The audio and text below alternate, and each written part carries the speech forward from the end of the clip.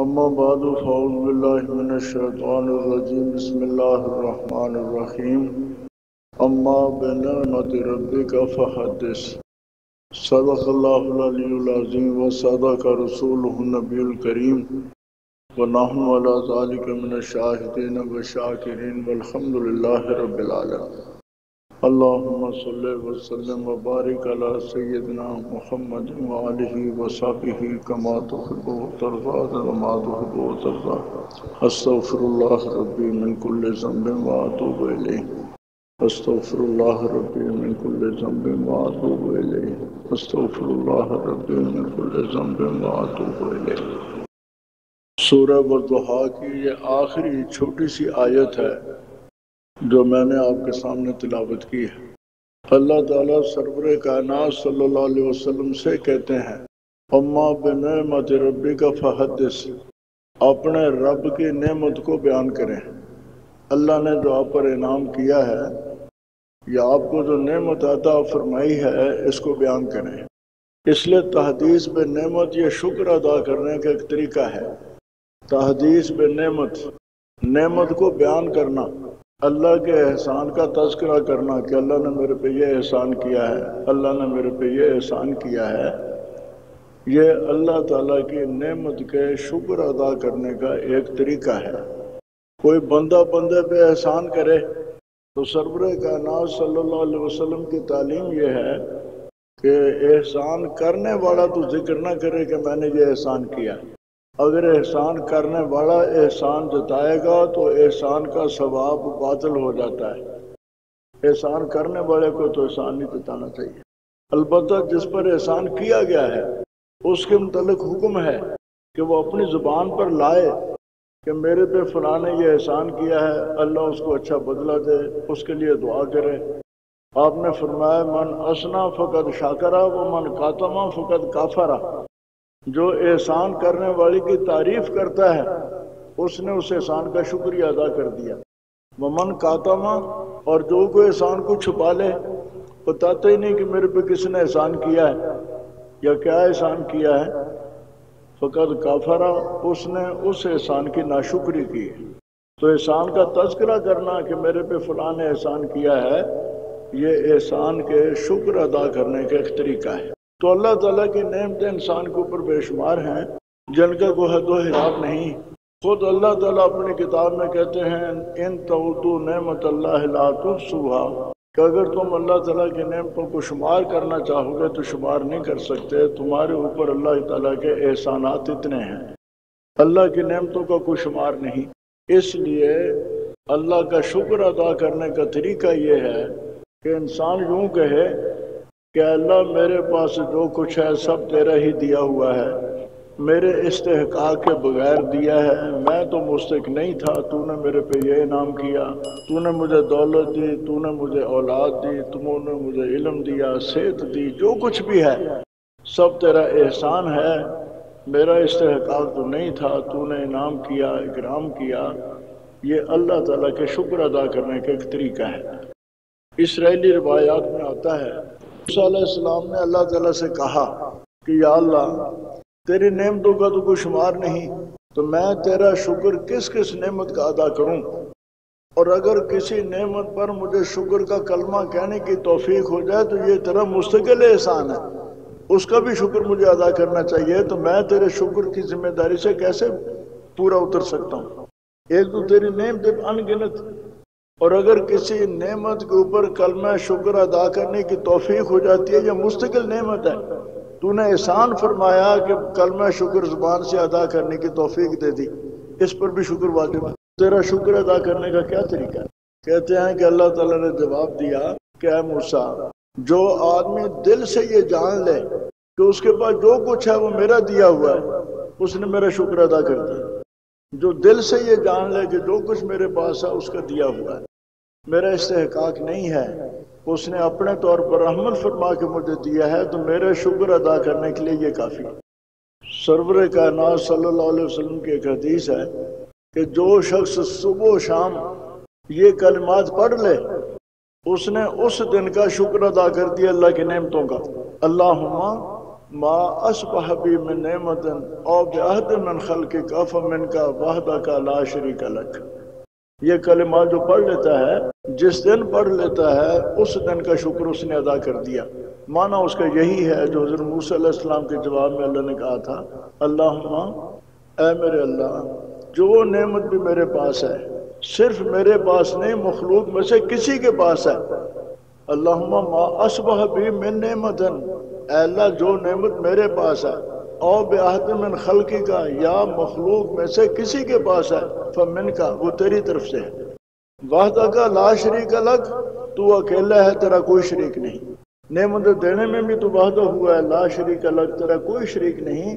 جو شخص یہ کلمہ ہر روز وہ 3 دفعہ پڑھ لے تو سرور کائنات صلی اللہ علیہ وسلم فرماتے ہیں کہ اس دن کو اس نے شکر ادا کر دیا۔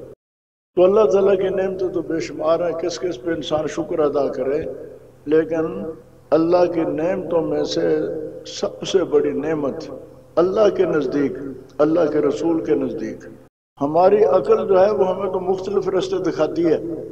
ہم تو سمجھتے ہیں کہ سب سے بڑی نعمت یہ ہے کہ دولت مل جائے، سب سے بڑی نعمت یہ ہے کہ مربع مل جائے، کارخانہ مل جائے، جائیداد مل جائے، اچھی سواری مل جائے، اچھی رہائش کوٹھی مل جائے، ہم سمجھتے ہیں بہت بڑی نعمت ہے۔ یہ بھی بڑی بڑی نعمتیں ہیں، اس کا انکار نہیں، لیکن یہ ساری کی ساری نعمتیں ایسی ہیں کہ جن کے اندر قدرت ہے، یہ باعث راحت بھی ہو سکتی ہیں، باعث تکلیف بھی ہو سکتی ہیں، یہ باعث راحت بھی ہو سکتی ہیں، باعث تکلیف بھی ہو سکتی ہیں۔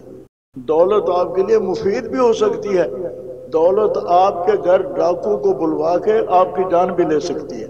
کار آپ کے لیے مفید بھی ہو سکتی ہے کہ اس کے ساتھ آپ کا سفر جلدی قطع ہوتا ہے، یہی کار کسی درخت سے ٹکرا کر آپ کی جان بھی لے سکتی ہے۔ اور ایسے ہی دنیا کی دوسری نعمتیں، اچھے سے اچھا کھانا آپ کے سامنے رکھا ہوا ہے، بہت بڑی نعمت ہے، لیکن اس میں یہ قدرت موجود ہے کہ یہی بدہضمی کا باعث بن کے آپ کو ہیضے میں مبتلا کر دے، یہی لقمہ آپ کے گلے میں اٹک جائے تو آپ کی جان لے لے، اور اسی کے ناموافق ہونے کی بنا پر آپ 20 بیماریوں میں مبتلا ہو جائیں۔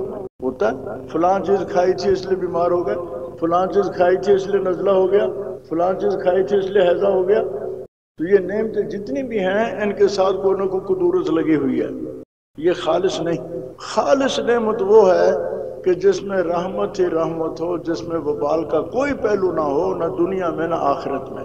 یہ نعمتیں دنیا کی جتنی بھی ہیں، اگر آپ نے دنیا میں ان سے راحت اٹھائی بھی تو جو آخرت میں ان کا حساب دینے پڑے گا، کیا حلال سے حاصل کی تھی، کیا حاصل کرنے کے بعد اس کو حلال طریقے سے استعمال کیا تھا، کیا اس کو کھانے کے بعد اس کو استعمال کرنے کے بعد جو قوت حاصل ہوئی تھی اس سے اللہ کی نافرمانی تو نہیں کی تھی، یہ حساب سارے دینے پڑیں گے۔ اس لیے یہ دنیا میں اگر کوئی وبال کا باعث نہ بھی بنے تو حشر میں، قبر میں، آخرت میں جا کے بھی جس وقت اس کا حساب ہوگا تو مشکلات کا باعث بن سکتی ہے۔ لیکن ایک اللہ کی نعمت ایسی عظیم نعمت ہے کہ جس کے مقابلے میں کوئی دوسری نعمت نہیں، اور وہ ہر قسم کے وبال سے خالی، دنیا میں بھی باعث راحت، قبر میں بھی باعث راحت، آخرت میں بھی باعث راحت، اور کوئی دنیا کی نعمت اس کے مقابلے میں نہیں آ سکتی۔ اگر آپ ایمانی نور کے ساتھ دیکھیں گے تو آپ کو سب سے بڑی نعمت اس دنیا کے اندر اللہ کی یہ کتاب ہے۔ سب نعمتوں سے بڑی نعمت اللہ نے کتابیں اتاری، کتابوں میں سے یہ افضل ترین کتاب، تورات سے افضل، انجیل سے افضل، زبور سے افضل، صحف انبیاء جتنے بھی ہیں سب سے افضل۔ اللہ تعالیٰ کے بے شمار فرشتے ہیں، لیکن ان فرشتوں میں سے سب سے افضل فرشتہ جبریل ہے، اور یہ جبریل افضل فرشتے کی وساطت سے اتاری۔ اللہ کے بہت رسول ہیں، لیکن سب رسولوں سے افضل رسول جو ہے محمد رسول اللہ صلی اللہ علیہ وسلم، ان کے اوپر اتاری۔ دنیا کی زمین کے مختلف خطے ہیں، لیکن افضل ترین خطہ وہ ہے جہاں بیت اللہ ہے، مکہ معظمہ، اس افضل البلاد اور خیر البلاد میں اس کتاب کو اتارا۔ افضل کتاب افضل رسول کی وساطت سے، افضل فرشتے کی وساطت سے، افضل زمین پر، اور مہینوں میں سے سب سے افضل مہینہ رمضان المبارک اس افضل مہینے میں اتاری، اور مہینے کی تاریخوں میں سے لیلۃ القدر سب سے افضل رات اور لیلۃ القدر میں اتاری۔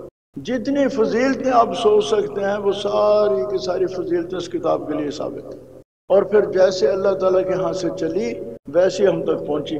دہلی میں کہتے ہیں کہ کچھ تبرکات تھے جن کو لوگ منسوب کرتے تھے کہ یہ سرور کائنات صلی اللہ علیہ وسلم کے ہیں، جس طرح سے لاہور میں شاہی مسجد کے اندر آپ نے دیکھا ہوگا کچھ تبرکات پڑے ہیں جن کو متعلق لوگ کہتے ہیں کہ حضور صلی اللہ علیہ وسلم کے ہیں، حضرت علی کے ہیں، ایک دانت ہے جو ویس کرنی کا ہے، اس طرح سے مختلف چیزیں رکھی ہوئی ہیں۔ سرور کائنات صلی اللہ علیہ وسلم کی کوئی چیز ہو جو آپ کے استعمال میں آئی ہے، ہمارے لیے بہت بڑا تبرک ہے، مل جائے تو اس کو ہم چومیں، آنکھوں پہ رکھیں، سر پہ اٹھائیں، محبت کا تقاضا ہے، ایمان کا تقاضا ہے۔ لیکن اگر کسی چیز کی سند صحیح ثابت نہ ہو تو ہر ایرا گہرا کوئی چیز اٹھا کے لے آئے اور آ کے کہے کہ یہ حضور صلی اللہ علیہ وسلم کی ہے تو اس کو متبرک سمجھ لینا اور اس کے ساتھ وہ برتاؤ کرنا شروع کر دینا، یہ بھی ایک جہالت ہے۔ ہمارے دین کے ہر بات سند کے ساتھ، تمہیں کس نے کہا، تمہیں کس نے کہا، تمہیں کس نے کہا، تمہیں کس نے کہا، ہم اپنی ہر بات کی سند سرور کائنات صلی اللہ علیہ وسلم تک بناتے ہیں۔ وضو ہم کرتے ہیں، ایسا کیوں کرتے ہیں؟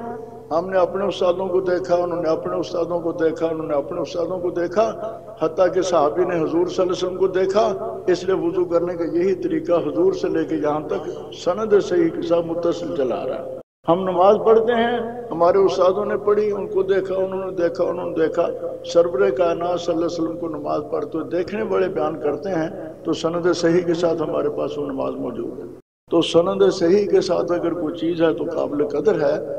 کوئی مسئلہ ہو، کوئی بات ہو، اٹھا کے ایسے کو کہہ دے حضور نے فرمایا اور اس بات کو تسلیم کر دیا جائے، یہ کوئی علمی بات نہیں ہے، یہ جہالت کی بات ہے۔ وہاں تبرکات جو تھے ان کی بھی کوئی سند نہیں تھی، لیکن ان کا سالانہ جلوس نکلتا تھا اور جہاں سے بازار میں سے اس کے مجاور اس کو لے کے گزرتے تھے، وہ پیسے ڈالتے تھے، کھڑے ہو کے استقبال کرتے تھے، اور وہ جلوس اپنی جگہ سے چلتا تھا، شاہی قلعے میں جاتا تھا، بادشاہ اس کی زیارت کرتا تھا، زیارت کر کے انعامات سے نوازتا تھا، نواز کے پھر وہ جو خادم تھے وہ آ جایا کرتے تھے واپس۔ تو حضرت سید محمد اسماعیل جو بالا کوٹ میں شہید ہوئے، جن کو مولانا اسماعیل شہید کہتے ہیں، یہ حضرت شاہ ولی اللہ کے پوتے، جب انہوں نے توحید پہ باز کہنے شروع کیے اور رد بدعت کا سلسلہ شروع کیا تو ایک دفعہ وہ واز کہہ رہے تھے کہ اتنے میں ادھر سے تبرکات کا جلوس آ گیا۔ عادت کے مطابق لوگ لگے اٹھنے تاکہ ان کا کھڑے ہو کے استقبال کریں۔ آپ نے سختی سے منع کر دیا کہ بیٹھے رہو، کوئی نہ اٹھ کے جائے، لوگ بیٹھے رہے۔ مجاوروں نے دیکھا کہ یہ تو مولوی اسماعیل نے تبرکات کی تعظیم کرنے سے لوگوں کو روکنا شروع کر دیا، کل کو تمہاری روٹی بند ہو جائے گی، لوگ تعظیم نہیں کریں گے تو ہمیں فیس کہاں سے دیں گے اور ہمیں وہ کیسے وصول ہوگا؟ بنایا ہوا تو انہوں نے کاروبار ہوتا ہے۔ تو بادشاہ کے دربار تک وہ جلوس گیا اور انہوں نے جا کے مجاوروں نے بادشاہ کے پاس شکایت کی کہ یہ محمد اسماعیل جو ہے یہ لوگوں کو تبرکات کی تعظیم کرنے سے روکتا ہے۔ تو بادشاہ نے بلوا بھیجا، مولانا کو بلوا بھیجا، مولانا پہنچ گئے۔ کہتے ہیں کہ جب دربار میں پہنچے تو بادشاہ نے سوال کیا لوگوں کی موجودگی میں، ان مجاوروں کی موجودگی میں، کہ آپ تبرکات کی تعظیم کیوں نہیں کرتے؟ آپ نے فرمایا کہ اس کا جواب بعد میں دوں گا، مجھے قرآن کریم کے ایک نسخہ اور بخاری شریف کا ایک نسخہ منگوا کے دو۔ تو اس نے حکم دیا تو قرآن کریم بھی مجلس میں آ گیا اور بخاری شریف کا نسخہ بھی مجلس میں آ گیا۔ مجلس میں جس وقت آیا مولانا نے اپنے ہاتھ میں پکڑا، پکڑنے کے بعد واپس کر دیا، اس کو کھولا نہیں، پڑھا نہیں، منگایا، منگانے کے بعد اس کو واپس کر دیا۔ اور بادشاہ کو مخاطب ہو کر کہنے لگے کہ جی آپ بتائیں کہ یہ اللہ کی کتاب ہے؟ وہ کہنے لگے ہاں جی اللہ کی کتاب ہے۔ آپ کو یقین ہے کہ اللہ کی کتاب ہے؟ کہ ہاں بالکل یقین ہے۔ ایک ایک لفظ کے بارے میں یقین ہے کہ اللہ کا ہے؟ کہ ہاں جی۔ آپ قسم کھا سکتے ہیں کہ اللہ کی کتاب ہے؟ کہ ہاں جی، قسم کھا کے کہتے ہیں کہ اللہ کی کتاب ہے، ایک ایک لفظ اللہ کی جانب سے، ہم اس پہ حلف اٹھا سکتے ہیں؟ آپ نے فرمایا بالکل حق، میں بھی حلف اٹھاتا ہوں کہ یہ اللہ کی کتاب ہے اور اس کا ایک ایک لفظ اللہ کی جانب سے آیا ہوا ہے۔ اور پھر بخاری شریف کے متعلق کہا کہ آپ کو یقین ہے کہ اللہ کے رسول کی کلام ہے؟ وہ کہنے لگے ہاں مجھے یقین ہے کہ اللہ کے رسول کی کلام ہے۔ قسم اٹھا سکتے ہو؟ کہ ہاں جی قسم اٹھا سکتے ہیں کہ اللہ کے رسول کی کلام ہے۔ کہتے ہیں میں بھی قسم اٹھاتا ہوں اپنے خیال کے مطابق ظن غالب کے طور پر کہ اس میں جتنی حدیثیں ہیں سب رسول اللہ کا فرمان ہے۔ اچھا بادشاہ صاحب، یہ جو تبرکات ہیں آپ ان کے متعلق قسم اٹھا کے کہہ سکتے ہیں کہ رسول اللہ صلی اللہ علیہ وسلم کے ہیں؟ اب بادشاہ چپ۔ آپ حلف اٹھا سکتے ہیں کہ رسول اللہ صلی اللہ علیہ وسلم کی استعمال کی چیزیں ہیں یہ؟ کہ چپ، کوئی دلیل تو ہے نہیں، کوئی سند تو ہے نہیں۔ مشہور ہے کہ حضور صلی اللہ علیہ وسلم کے ہیں تو اس کے اوپر قسم کیسے اٹھائیں؟ فرمایا کہ اگر تبرک کا احترام کرنا تھا تو اللہ کے کلام جس کے متعلق تم قسم کھا کے کہتے ہو کہ اللہ کے عرش سے جیسی آئی ویسی ہمارے پاس موجود ہیں، قرآن تمہاری مجلس میں آیا تم اٹھ کے کھڑے کیوں نہیں ہوئے؟ رسول اللہ صلی اللہ علیہ وسلم کی کلام تمہاری مجلس کے اندر آئی جن پر تم قسم کھا کے کہہ سکتے ہو کہ اللہ کے رسول کہہ تو تم اٹھ کے کھڑے کیوں نہیں ہوئے؟ قرآن کا احترام تمہارے دل میں نہیں، حدیث کا احترام تمہارے دل میں نہیں، جس کو ہم کہہ سکتے ہیں کہ دنیا کے سب تبرکوں سے اتنا بڑا تبرک اللہ کا اور اللہ کے رسول کا، جس کو قسم کھا کے ہم کہہ سکتے ہیں کہ ان کی طرف منسوب ہے، اس کا تو احترام کرتے نہیں ہو، اور چاندہ ایک ایسی چیزیں جن کے مطلب پتہ نہیں کہ کہاں سے آئی یا کہاں سے نہیں آئی، اور ان کے احترام کا اتنا جلوس نکالے جا رہے ہیں، کھڑے ہو کے استقبال ہو رہا ہے، تو یہ کیا بات ہے؟ تو بادشاہ نے مجاوروں کو خطاب کر کے کہا کہ اس مولوی سے الجھا نہ کرو، جس طرح سے کرتے اس کو کرنے دو، الجھنے کے ساتھ معاملہ زیادہ خراب ہوتا ہے۔ تو میرے عرض کرنے کا مطلب یہ ہے کہ اصل تبرک تو اللہ کا، اللہ کی کتاب ہے، اصل تبرک تو سرور کائنات صلی اللہ علیہ وسلم کا، آپ کے کلام ہیں جو حدیث کی شکل میں ہمارے پاس موجود ہے، ان کا ہمیں احترام اس وجہ سے بھی کرنا چاہیے کہ اللہ کی جانب سے آیا ہوا تبرک ہے، رسول اللہ صلی اللہ علیہ وسلم کے منہ سے نکلی ہوئی یہ باتیں ہیں، تو تبرک کے لحاظ سے دیکھو تو سب سے بڑا تبرک یہ، اور اسی طرح حضور صلی اللہ علیہ وسلم فرماتے ہیں فضل و کلام اللہ علی کلام الناس کا فضل اللہ علی خلقہ، اللہ کی کلام کی فضیلت لوگوں کے کلاموں کے مقابلے میں ایسے ہے جیسے اللہ کی فضیلت اللہ کے مخلوق کے مقابلے میں۔ کیا نسبت ہے کہ جتنی فضیلت اللہ کو اللہ کے مخلوق کے مقابلے میں ہے، اللہ کے کلام کو اللہ کے مخلوق کے کلام کے مقابلے میں ایسی فضیلت ہے، اس کا کوئی اندازہ نہیں کر سکتے۔ تو یہ اتنی بڑی نعمت ہے جس کو اللہ تعالیٰ نصیب فرما دے، اور بالکل تر و تازہ جیسے چلی ویسی موجود، اور اللہ تعالیٰ نے خوش قسمت لوگوں کو اس کے محفوظ رکھنے کا ذریعہ بنایا ہوا ہے کہ سینہ بسینہ منتقل ہوتی ہوئی آج ہمارے پاس بالکل تر و تازہ موجود ہے۔ تو یہ امت کے بہت بڑے محسنین ہیں اور اللہ کے بڑے برگزیدہ بندے ہیں جو اللہ کی اس امانت کو اسی طرح سے دوسری آگے منتقل کرتے چلے جاتے ہیں، لیکن آج ہمارے دل میں ان کی کوئی قدر و منزلت نہیں، ہم اس سے غافل ہیں۔ اس کی وجہ یہ ہے کہ ابھی اس کی قیمت معلوم ہونے کی مارکیٹ نہیں آئی۔ ہر چیز کی ایک مارکیٹ ہوتی ہے جہاں اس کی قیمت کا پتہ چلتا ہے۔ حکیم الامت حضرت تھانوی رحمۃ اللہ علیہ نے سمجھانے کے لیے ایک واقعہ بیان کیا ہوا ہے، یا واقعتاً کوئی بات ہے، اس بارے میں کچھ نہیں کہتا، بہرحال مثال بہت عمدہ دی۔ فرماتے ہیں کہ ایک نوجوان تھا، وہ کسی شاعر کے پاس اٹھنے بیٹھنے لگ گیا، تو شاعروں کی عادت ہوتی ہے جب وہ کوئی شعر کہتے ہیں یا کوئی نظم یا غزل کہتے ہیں تو کہتے ہیں یہ 1000 روپے کی ہے، یہ 5000 روپے کی ہے، اور شاعر وہ شعر کہتا اور اس کو اپنے شاگرد کو کاپی پہ لکھا دیتا اور کہتا یہ شعر 1000 روپے کا ہے، اور کوئی نظم کہتا کاپی پہ لکھوا دیتا، کہتا یہ نظم 5000 روپے کی ہے، تو شاگرد بڑا خوش، میرے پاس بہت دولت جمع ہوتی چلی جا رہی ہے، کاپی پر لی نظمیں لکھ لے کے، شعر لکھ لے کے۔ تو ایک دن اس کے والدین نے کہا کہ تو اپنی عمر ضائع کر رہا ہے، نہ کچھ کماتا ہے، نہ ہمیں لا کے دیتا ہے، نہ خود خرچ کرتا ہے، تیری عمر بڑی ہوتی جا رہی ہے، تو کوئی کام کیا کر۔ وہ کہنے لگا کہ اماں تجھے تو پتہ نہیں، میں تو بہت بڑا دولت مند ہو گیا ہوں، میرے پاس تو ہزاروں روپے کے شعر ہیں، کئی 1000 روپے کی نظمیں ہیں، میں تو بہت دولت مند ہو گیا ہوں۔ تو وہ بوڑھی اماں کہنے لگی کہ مجھے ہزاروں کی تو ضرورت نہیں ہے، آج پکانے کے لیے بازار سے سبزی لا دے۔ وہ جاتا ہے اور ایک سبزی کی دکان والے کو جا کے کہتا ہے کہ بھائی آدھا کلو آلو دے دے، میں آپ کو 1000 روپے کا شعر سناؤں گا، آدھا کلو آلو دے دے۔ وہ کہتا ہے کہ بھائی جا آدھا کلو آلو لینے ہیں تو 4 آنے لے کے آ، یا 8 آنے روپیہ جو بھی ہے پیسے لے کے آ، شعروں کے عوض میں آلو نہیں ملتے، کہاں بھولے پھر رہے ہو۔ وہ سمجھے کہ یہ شاید جاہل ہے، اس کو پتہ نہیں، وہ دوسری دکان پہ چلا گیا، جا کے اس کو کہتا ہے کہ بھائی مجھے آدھا کلو آلو دے دے، میں تجھے 1000 روپے کا شعر سناؤں گا۔ اس نے بھی دھتکار دیا۔ اور تیسری دکان پہ گیا، وہاں جا کے اس نے ایسی بات کی، انہوں نے بھی دھتکار دیا۔ تو وہ دھکے کھاتا ہوئے چلے واپس آ گیا، آلو نہیں دیے کسی نے، اور آ گیا سیدھا اپنے استاد کے پاس۔ وہ اٹھا کے کاپی ماری اس کے قدموں میں کہ مجھے اتنا دھوکہ دیا آپ نے کہ 1000 روپے کا شعر ہے، اور وہاں تو سبزی فروش اس کا آدھا کلو آلو بھی نہیں دیتا، اور آپ کہتے ہیں شعر 1000 روپے کا ہے۔ تو شاعر کہتا ہے کہ تو کہاں گیا تھا؟ کہ میں سبز منڈی گیا تھا۔ کہتے ہیں یہ سبز منڈی میں بیچنے کی چیز نہیں ہے، یہ کل کو مشاعرہ ہوگا بادشاہ کے دربار میں، وہاں جانا اور میری فلانی نظم پڑھنا جو میں نے تجھے کہا تھا یہ 5000 کی ہے، پھر بھی تو اس کی قیمت کا پتہ چلے گا۔ چنانچہ بادشاہ کے دربار میں مشارہ ہوا، اس نے جا کے وہ نظر پڑی تو واقعتاً اس کو 5000 انعام مل گیا۔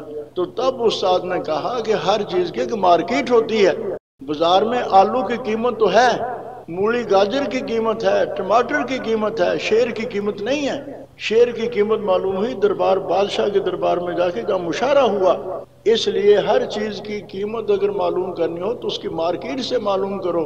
یہ دولت جو ان بچوں کے پاس جمع کی جا رہی ہے، ہم ان کو دھوکہ نہیں دے رہے کہ تمہیں بہت بڑی دولت مل گئی، بہت بڑی دولت مل گئی، اور یہ کہیں جی باہر ہم جائیں تو ہمیں تو قرآن کریم کے حافظ ہونے کے حوالے سے کوئی چپڑاسی رکھنے کے لیے تیار نہیں، کوئی چوکی دار رکھنے کے لیے تیار نہیں، اس حوالے کے ساتھ کہ ہم قرآن کے حافظ ہیں۔ اور آپ کیسے کہتے ہیں کہ ہمارے پاس بہت بڑی دولت ہے؟ ہم بھی کہتے ہیں کہ بیٹے یہ مارکیٹ اس کی قیمت معلوم کرنے کی نہیں ہے، تم ہو اس مارکیٹ کے جو اللہ کے دربار میں لگے گی، اور اس کی قیمت کا پتہ چلے گا مرنے کے بعد، جب اس زمین سے چند گز آپ نیچے چلے جائیں گے، وہاں سے اس کی مارکیٹ کا دروازہ کھلتا ہے، اور وہاں جا کے پھر اس کی قدر و قیمت کا پتہ چلتا ہے۔ اس لیے آج اس کو ایسا نہ سمجھو، اس دنیا نے تو افضل الخلق، اللہ کی مخلوق میں سے سب سے زیادہ افضل، جس سے آگے افضل ہونے کا تصور نہیں کیا جا سکتا، وہ کون ہے؟ محمد الرسول اللہ صلی اللہ علیہ وسلم، افضل الخلق۔